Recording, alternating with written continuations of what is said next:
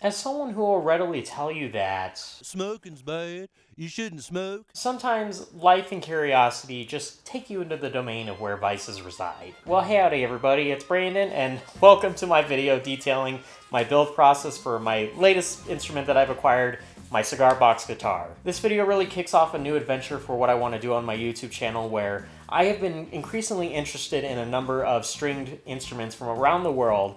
And, well, to start things off, we don't have to go too far from Denver to look at an instrument kind of originate from the southern United States. And in preparing this video while learning about Cigar Box Guitar and, well, learning how to build one myself, I found that this is maybe a bit of a deceiving instrument in terms of, yes, it's very quite simple in its construction and what it can do, but man, does it really pack a punch in terms of what all you can do with it and just how simply fun this instrument is. Now, as I like to include my little mandatory educational segments in these type of videos, what exactly is a cigar box guitar? This instrument is maybe not something that has a grandiose history in terms of being a specifically crafted instrument for a specific purpose in a variety of musical situations, but rather is more deeply rooted in just doing it yourself, DIY, and coming up with something with any of the materials that you have available to you. The first documented image of a cigar box instrument is this 1876 sketch in which a presumably Union Army soldier from the American Civil War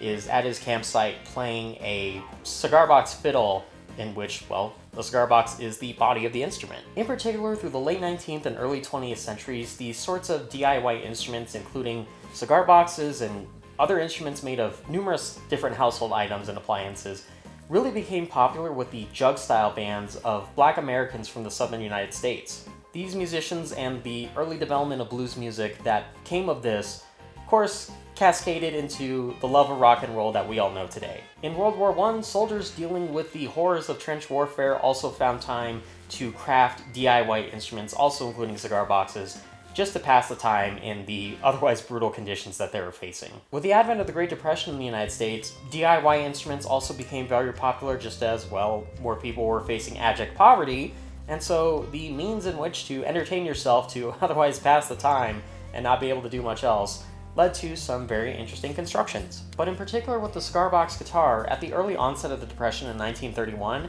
the first known recording of this kind of instrument being used was made by Bones Hambone with the tracks Beans and Tippin' Out. Now way down south you had to say good morning and the morning. There's some good people when you tell them good morning. That ain't no way to do. Just you come to my house, you won't find no two beef, no pumpkin pie. You won't find no two beef, no ham, no egg, no two beef, no pumpkin pie. However, with the eventual recovery and boom of the post-World War II economy, the mass production of things like 6-string guitars and 4-string basses, and their later derivatives, kind of relegated the cigar box guitar to being somewhat of a novelty instrument. But nonetheless, there have been plenty of musicians who otherwise made their careers on things like 6-string guitars and 4-string basses that have incorporated the cigar box guitar into their own work. My journey of getting into cigar box guitar really starts with learning about Spanish entrepreneur Vicente Martinez Ybor, who in the early 1880s moved his cigar manufacturing business to mainland Florida and founded the self-proclaimed Ybor City. Not too long after, in 1887, Ybor City was annexed into the nearby city of Tampa, where it remains as a historical neighborhood and part of the near downtown Tampa area to this day. The founding of Ybor City, along with Ybor's other business ventures, but primarily still focused on cigar production, led to Tampa going from a depressed to bustling economic city in the span of about 20 years or so. And for a time, Tampa became the cigar production capital of the world. But fast forward to December 2023, where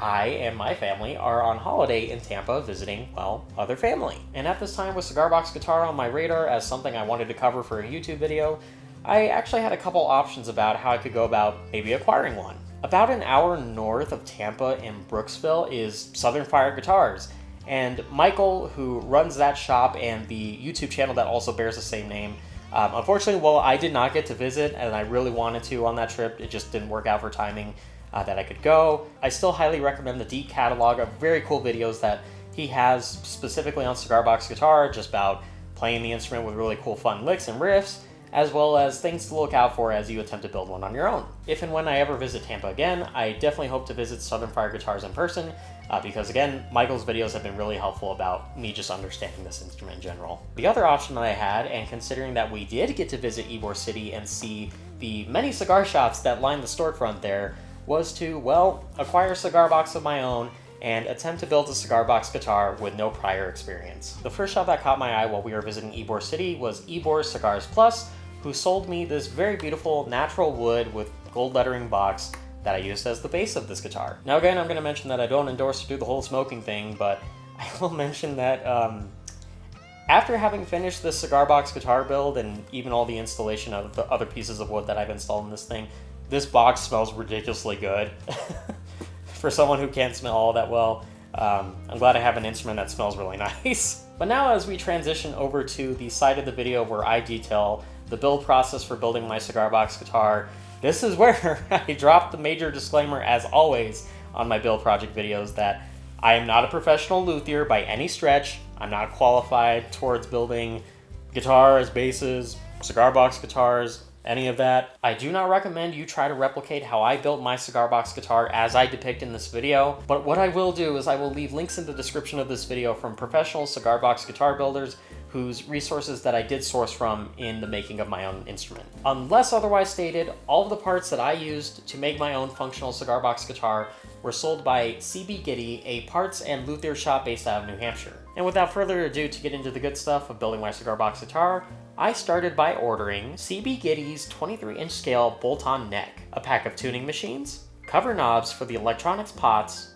a 3-string bridge similar to the string-through fixed bridges on many electric guitars, and CBGitty's Delta Bucker pickup, which includes a pre-wired volume and tone knob, as well as an output jack to make life much easier when installing. I started things out easy by installing the tuning machines on the neck. These tuning machines are specifically designed for installation on the many neck types that CBGitty sells online. I then marked measurements to try and center the placement of the neck relative to the cigar box as best as I could.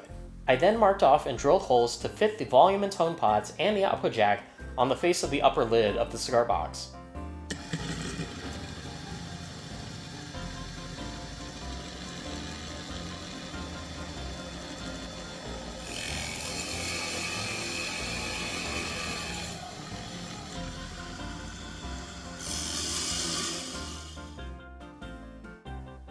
I did find the inside walls of this cigar box to be a bit thin, so I thought to gather up some scrap wood to cut to size and glue inside the box so that any screws that I used to mount the neck and other parts had more wood to grip on and hold things in place. I also specifically cut a chunk of wood that would be used to provide more material for the mounting screws of the bridge to go into as well.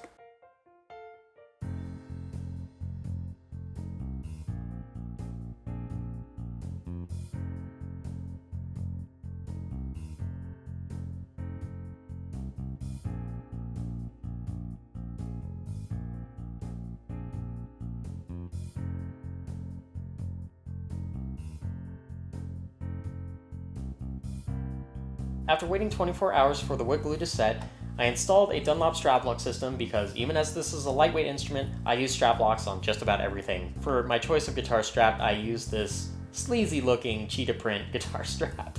It's not a purse, it's a satchel.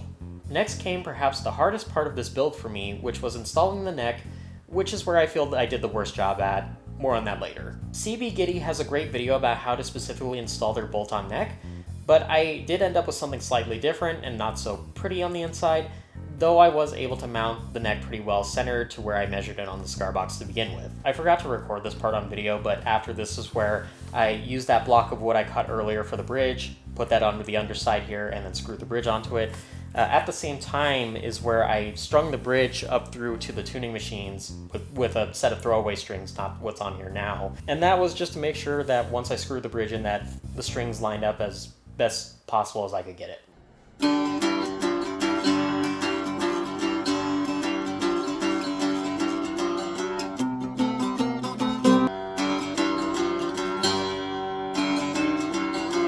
After mounting the bridge and testing to see that the instrument was at least playable, I then got on to mounting the pickup. I began this by lining up the pickup holes relative to about where the strings were lying, and then I taped the pickup mounting ring to the cigar box and then marked off the area to route for which the pickup would come up through, and fit through the underside of this box's lid.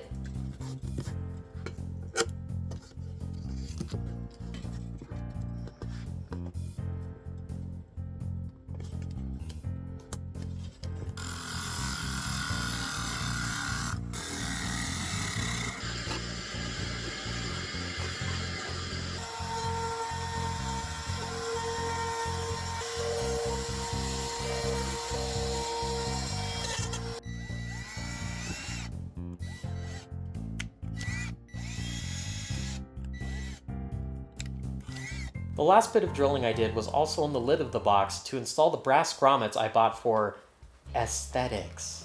I also probably should have removed the pickup before doing this, but ultimately the project was done. I applied some dot stickers as this neck doesn't necessarily come with fret markers, and then put a Dunlop pick holder on the side of the neck instead of on the face of the cigar box. Additionally, I also purchased CBGitty's wood oil that I used to finish off the instrument and once I had cleared all the dust off after all the drilling work. And that's the build process, and despite turning my studio's guitar workbench into a number of different OSHA violations all at once, I now have a fully functional cigar box guitar that I am very happy with. And having this instrument for a while and actually making a couple shorts with it already, here's kind of what I've learned about this particular instrument that I've really enjoyed. I'll say it right now, I am a musician that has always kind of struggled a bit with trying to do improv on the fly playing.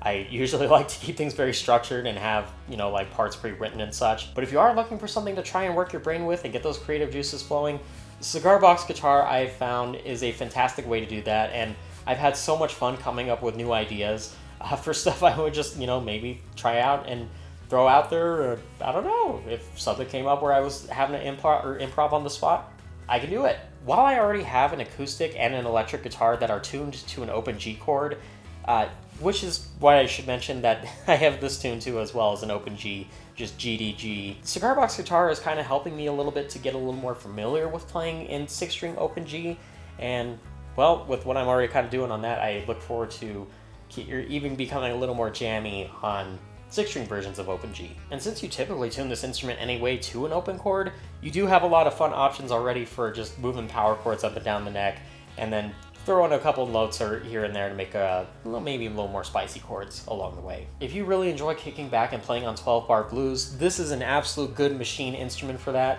because that's practically all I'm playing right now. I know you can do other stuff with this instrument, but it's just so fun to do lots of fun variations of G blues. This instrument also marks the first time that I've gotten away from using a full or kind of like full finger guitar slide, if you will. I'll put a picture up here on the side. Instead, I've been using like a half slide, specifically on my ring finger, which is what I feel comfortable with, which is really nice because it still gives you the flexibility to hit all sorts of notes. You don't have to lose an entire finger when you're trying to play certain notes or anything like that, but you do have the option to do... You could still drop that slide in there if you need it. Probably the one thing that I am really kind of looking forward to try and use this instrument with is street busking. I've had an interest in doing that for some time, like just, I don't know, taking a guitar or two out to downtown Denver with a little portable amp and just going wild with it. This instrument has really accelerated my desire to do that, and I hope to make that happen sooner than later. Maybe even if not downtown, somewhere else where busking is reasonable to do. I also did make note of that while this instrument is fully functional and I've still greatly enjoyed playing on it, there are a couple things that I believe I definitely did do wrong. As I mentioned that this neck from CBGitty is at a 23-inch scale, I do want to mention that because I didn't want to kind of obfuscate the bridge other than just having the strings overhead.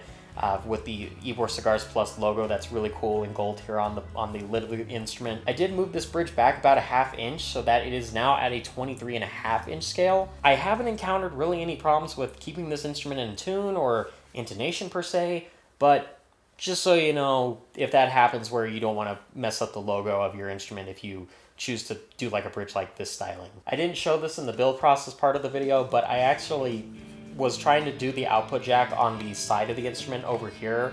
However, because of those big wood blocks I put in, I didn't have enough space for the output jack to fit through even in the slightest, so I ended up putting the output jack on the face of the instrument, and then the hole I drilled out here on the side I just filled with wood glue. The biggest thing that I know I did wrong with this instrument is that in terms of the neck, I've got a considerable amount of back bow going on. So like these strings that are closer to the headstock, if you will, they're pretty short to press on, or in terms of string distance to the actual fret. so it's pretty easy to get to. However, as you go up, the action of the strings kind of gets a little high. For me, I've found this really easy to mitigate though with playing with that finger slide and also just finding out where my lower chords are. I don't know if that's something typical of these instruments. I couldn't really find any information specifying as such. I will say with my guitars in general, not just this instrument, I do have a history of playing with high action, and so that's kind of negligible to me when I'm just kind of used to that anyway. So even as this instrument probably has maybe the highest action of all my custom builds in particular, I ultimately have no problem with that because I just know my way around that well enough where I like it. Now, the next question that comes up with my journey of building this Cigar Box guitar is, would I do it again? The answer to that is absolutely yes. This was the easiest build project that I've done so far. I didn't have to worry about paint at all because I suck at painting guitars. And even with the flaws that I encountered with doing this particular instrument, I still really enjoy it, and I think it's a really fun instrument that anyone can get into. If I were to do it again, I think I would either tune... I know open E tuning would probably be a lot more practical in terms of like showing up to... I've been to a couple open mic jams before where, you know, people just hop up and play. I think open E tuning would be a little more practical for, you know, just having a bassist on stage as well.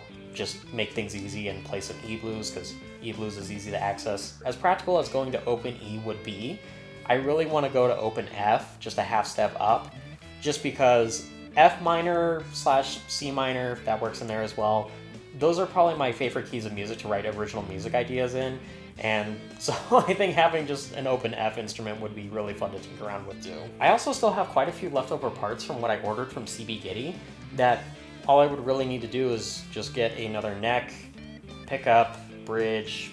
I think that's really it, that all I would need. But of course, if we're gonna talk parts, obviously the most important of this is, well, I gotta get another cigar box. And this is where I'm gonna kind of throw it out, if you're still watching the video up to this point. For specifically anyone in Denver, I have a bit of a request for you. I am looking around already at Denver-based cigar shops, as well as, well, just shops in the Metro Denver area in general. But I do want to get some recommendations of who I should go pay a visit to buy another cigar box and do this whole process all over again just to come up with another really cool instrument in, well, just another tuning. If you, my fellow Denver friends, have a recommendation on cool cigar spots here in town that hopefully have some cool boxes that they also sell, drop them in the comments of wherever you're watching this video, if it's the preview on my other socials or this full-length video on YouTube. I really want to know because I'd love to support a local business in Denver in order to go through and make another one of these instruments. Thank you everybody for watching this video. I truly hope you enjoyed it. Again, this is hopefully the start of incorporating more instruments, stringed instruments from around the world. There's a whole list I have, a growing list of things I hope to cover at some point in a YouTube video. I'll say this for perhaps the first time ever in a YouTube video. If you enjoyed, please like, share, and subscribe because I am hoping to bring more types of these videos along with my usual cover videos. If you have any further questions about what I did in this video, please certainly feel free to comment as well. But other than that, I hope you have a wonderful day otherwise, and... Is that a helicopter in the distance?